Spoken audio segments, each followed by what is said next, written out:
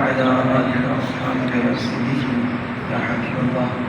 اللہ جل جلالہ کے فضل کرم اس کی توفیق سے قرآن مجید برہان رشید کی خوبصورت نشست میں شرکت کا موقع مل رہا ہے.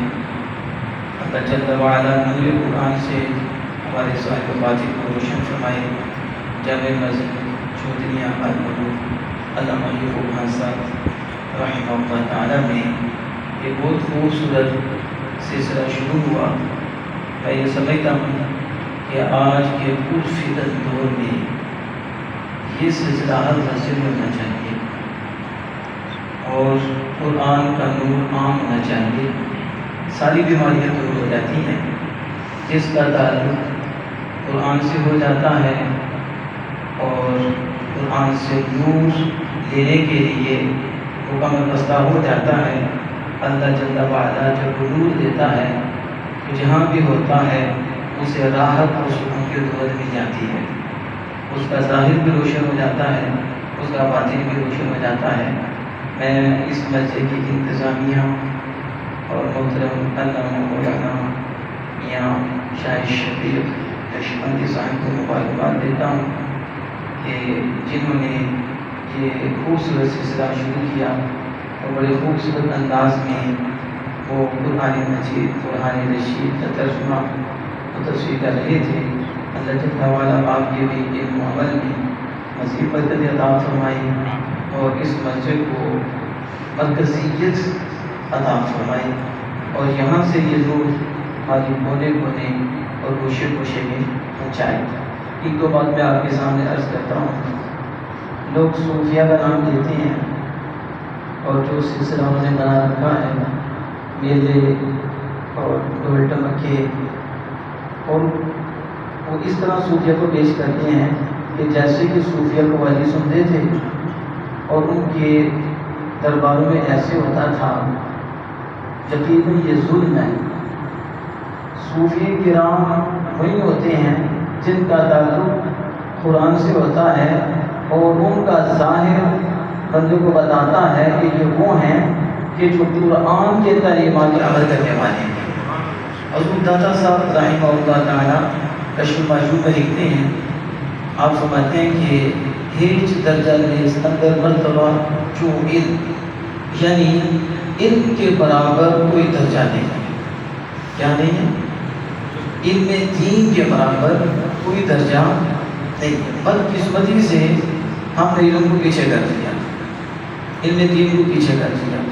ہمیں اپنے ضروری مسائل کا پتہ ہی نہیں, بنیادی مسائل کا پتہ نہیں. قرآن مجید میں ہمارے لیے میسیج ہے, ہمیں اس میسیج کا پتہ ہی نہیں. تو جب اس میسیج کا پتہ نہیں, تو جب پتہ نہیں تو ہم عمل کیسے کریں گے؟ تو پھر ہمیں رب کا قرب کیسے ملے گا؟ ہماری یہ زندگی کس طرح سدھرے گی, کس طرح خوبصورت ہوگی اور کس طرح ہمارے گھروں میں برکتیں آئیں گی, کس طرح ہمارے گھروں میں رحمتیں ہوں گی, کس طرح میں حلال حرام کی تمیز ہوگی, کس طرح میں سچ و جھوٹ میں فرق آئے گا, کس طرح ہمیں پتہ چلے گا کہ اس عمل سے رب راضی ہوتا ہے, اس عمل سے رب ناراض ہوتا ہے, اس عمل سے ہمیں رب کی معرفت نصیب ہوگی, اس عمل سے ہمیں اللہ کے ہاں اللہ کی رضا نصیب ہوگی, برکتیں نصیب ہوگی. ہم بھی سمجھیں گے, ہماری اولاد بھی سمجھ جائے گی. یقیناً وہ علم دین ہی ہے, علم دین کے بغیر کچھ نہیں. اب داتا صاحب رحمۃ اللہ علیہ بڑا صوفی بر صغیر پاک و ہند کے اندر دکھائیں اور یہ دعویٰ صوفیہ کے متعلق ہوتا ہے.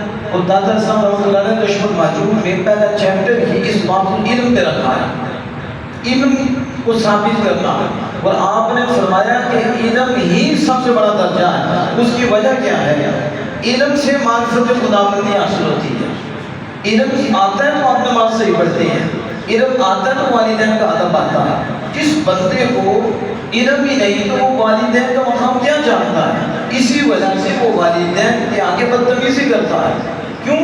کیونکہ اسے پتہ ہی نہیں کہ والدین کا مقام کیا, علم نہیں ہے. اساتذہ کا ادب کیوں نہیں ہے؟ اسے علم نہیں ہے. ائمہ دین کا ادب کیوں نہیں؟ اسے علم نہیں ہے. علماء کا ادب کیوں نہیں؟ اسے علم نہیں ہے. مسجد کا ادب کیوں نہیں؟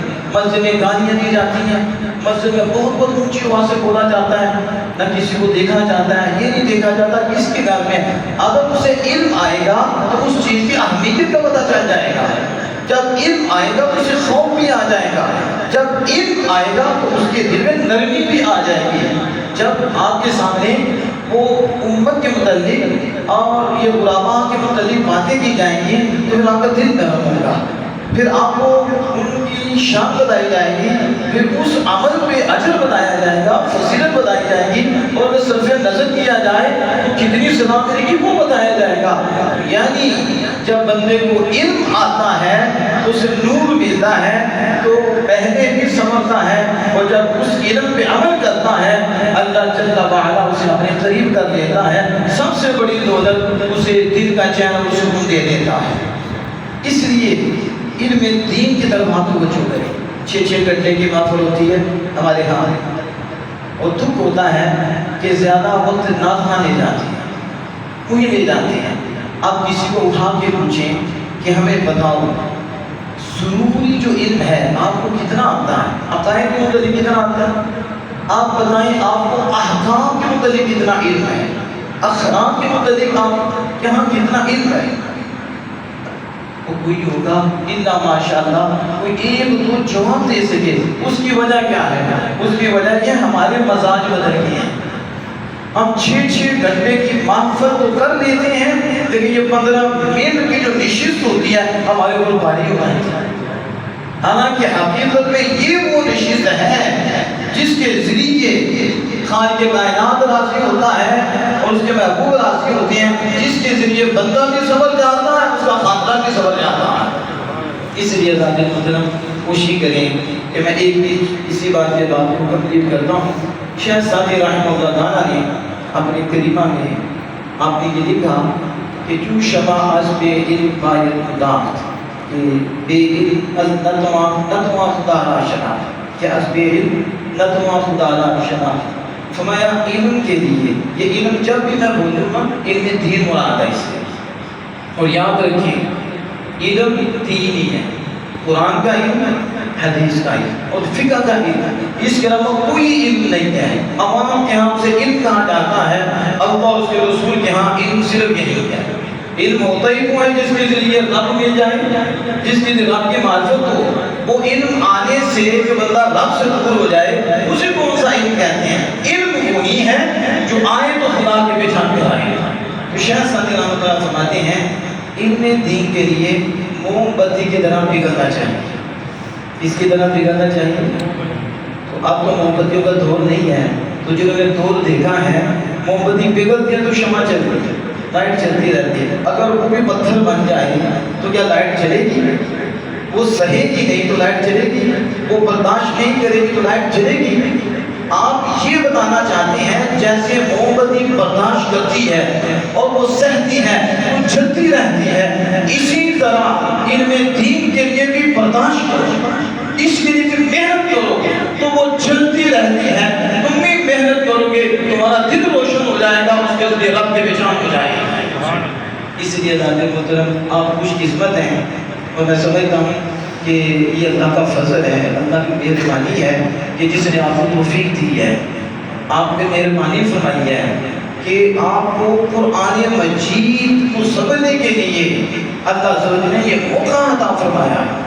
اور میں یہ سمجھتا ہوں کہ علامہ صاحب پہ بھی مالی کا فضل و کرم ہے کہ جنہوں نے یہ راستہ اختیار کیا کہ 2 گھنٹے کے پروگرام کرنے کے بجائے اور 1 گھنٹہ کرنے کے بجائے ہم وہ کام کریں جس سے عوام کا فائدہ ہو اور ان کا وقت قرآن کے ساتھ ہو جائے، ان کا تعلق قرآن کے ساتھ مضبوط ہو جائے۔ یقیناً یہ رب کی مہربانی ہے۔